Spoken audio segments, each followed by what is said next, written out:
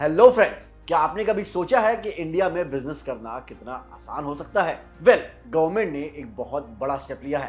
Finance minister Nirmala Sitharaman ने हाल ही में parliament में corporate laws amendment bill 2026 introduce किया है। अगर आप एक स्टूडेंट हैं, सीएस एस्पिरेंट हैं या लॉ की पढ़ाई कर रहे हैं, तो ये न्यूज आपके लिए सुपर इंपॉर्टेंट है, क्योंकि ये बिल सिर्फ एक पेपर नहीं बल्कि हमारे देश के ईज ऑफ डूइंग बिजनेस का एक नया ब्लूप्रिंट है। इस बिल में कंपनीज एक्ट और एलएलपी एक्ट में काफी बड़े बदलाव प्रपोज किए गए हैं, जैसे कि माइनर मिस्टेक को डीक्रिमिनलाइज करना, डिजिटल मीटिंग को लीगल रिकॉग्निशन देना और स्मॉल कंपनीज के लिए रूल्स को थोड़ा रिलैक्स करना।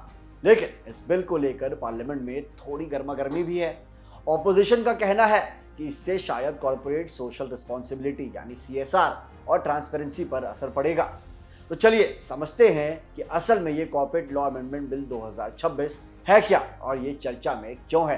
ध्यान देने वाली बात यह है कि ये बिल अभी कानून यानी लॉ नहीं बना है।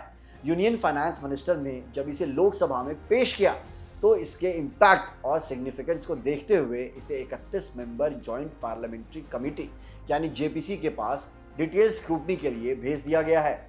अगर आप एक एस्पिरेंट हैं तो इस कमेटी का स्ट्रक्चर आपके लिए बहुत इंपॉर्टेंट है। इस कमेटी में टोटल 31 मेंबर्स हैं, जिनमें से 21 लोकसभा से जिन्हें ओम बिरला ने नॉमिनेट किया है और 10 राज्यसभा से जिन्हें सीपी राधाकृष्णन ने सेलेक्ट किया है।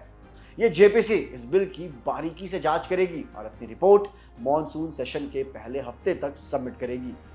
ऑपोजिशन ने भी इस पर कई कंसर्न्स जताए हैं, इसलिए ये देखना दिलचस्प होगा कि लिमिटेड लाइबिलिटी पार्टनरशिप एक्ट 2008 और कंपनीज एक्ट 2013 में होने वाले ये बदलाव फाइनली किस रूप में सामने आते हैं। अब सवाल ये उठता है कि आखिर सरकार इस बिल के जरिए हासिल क्या करना चाहती है। तो दोस्तों, इस बिल के 4 मुख्य ऑब्जेक्टिव्स हैं जिन्हें आपको याद रखना चाहिए।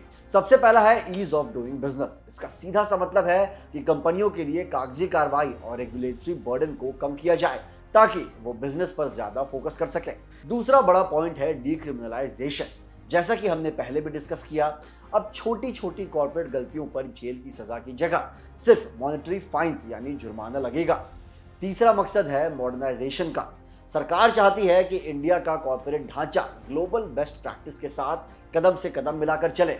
और आखिर है गवर्नेंस रिफॉर्म्स। इसके जरिए नेशनल फाइनेंस रिपोर्टिंग अथॉरिटी यानी एनएफआरए और रीजनल डायरेक्टर्स यानी आरडीज जैसी संस्थाओं और भी ज्यादा पावरफुल और मजबूत बनाया जा रहा है ताकि कॉर्पोरेट वर्ल्ड में अनुशासन और पारदर्शिता बनी रहे।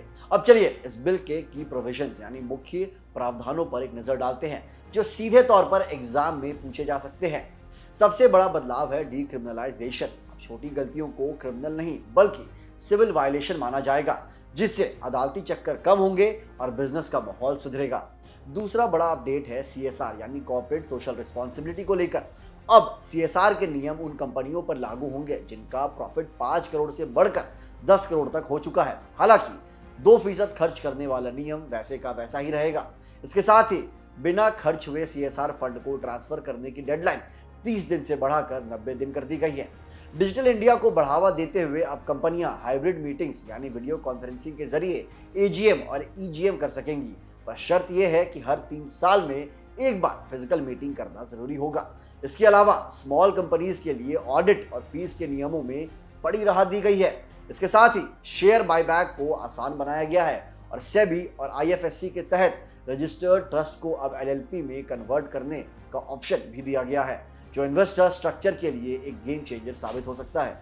लेकिन दोस्तों, हर सिक्के के 2 पहलू होते हैं।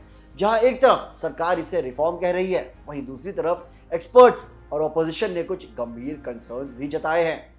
सबसे बड़ा सवाल है डेलीगेशन ऑफ लेजिस्लेटिव पावर्स पर। आलोचकों का कहना है कि सरकार एनएफआरए जैसी एग्जीक्यूटिव बॉडीज को जरूरत से ज्यादा पावर्स दे रही है। यहां तक कि हमदर्द दवाखाना versus union of India case का हवाला देते हुए सुप्रीम कोर्ट ने भी पहले कहा था कि पार्लियामेंट को स्केलेटल लेजिस्लेशन यानी सिर्फ ढांचा खड़ा करना और बाकी सब अफसरों पर छोड़ देना नहीं बनाना चाहिए। इसके अलावा ऑपोजिशन को डर है कि इससे पार्लियामेंट्री ओवरसाइट कम हो जाएगी और नियम बनाने में मनमानी बढ़ सकती है। एक और बड़ी चिंता है सीएसआर फ्रेमवर्क को लेकर। सीएसआर की लिमिट 5 करोड़ से बढ़कर 10 करोड़ करने से बहुत सी कंपनियां इस जिम्मेदारी से बाहर हो जाएंगी, जिससे सोशल वेलफेयर पर बुरा असर पड़ सकता है। अंत में एक बड़ी बहस गवर्नेंस वर्सेस डी रेगुलेशन की भी है।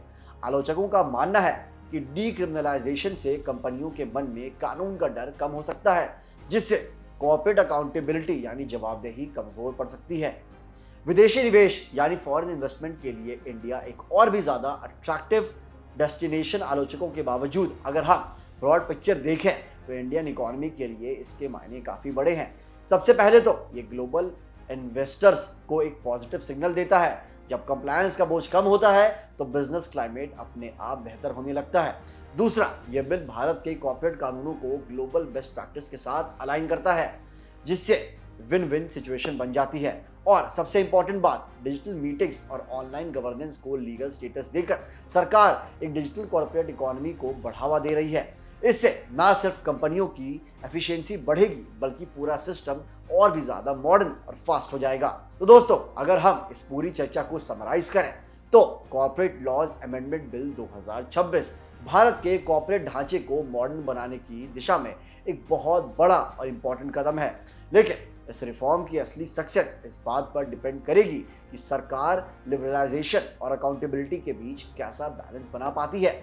यानी बिजनेस करना आसान तो हो, लेकिन कहीं ऐसा ना हो कि आर्थिक तरक्की के चक्कर में गवर्नेंस स्टैंडर्ड और ट्रांसपेरेंसी के साथ समझौता करना पड़े। एस्पिरेंट्स के तौर पर हमारे लिए इस बिल की बारीकियां और जेपीसी की आने वाली रिपोर्ट पर नजर रखना बहुत जरूरी है। उम्मीद है आज का ये सेशन आपके लिए हेल्पफुल रहा होगा। ऐसे ही इंफॉर्मेटिव अपडेट्स के लिए जुड़े रहिए जागरण जोश के साथ। मिलते हैं अगली वीडियो में। जय हिंद।